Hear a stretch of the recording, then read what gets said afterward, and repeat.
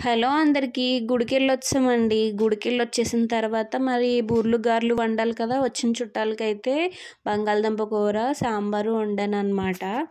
So 2 గ్రైండర్లు తీసుకొచ్చాను. ఒకటి వదినది, నాది.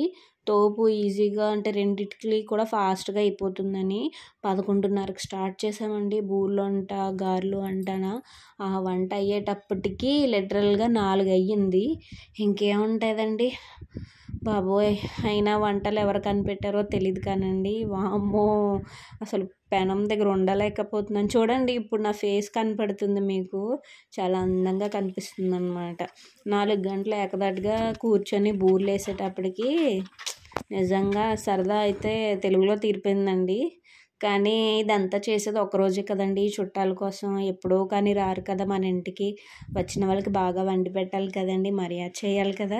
నైట్కి అయితే చికెన్ తెప్పించానండి. కొంతమంది ఇంట్లో చుట్టాల్లో కొంతమంది తినరు, తక్కువ మంది తింటారని ఒక 1.5 కిలో తెప్పించాను చికెన్ అయితే. ఇదండి ఈరోజు వ్లాగ్ అయితే.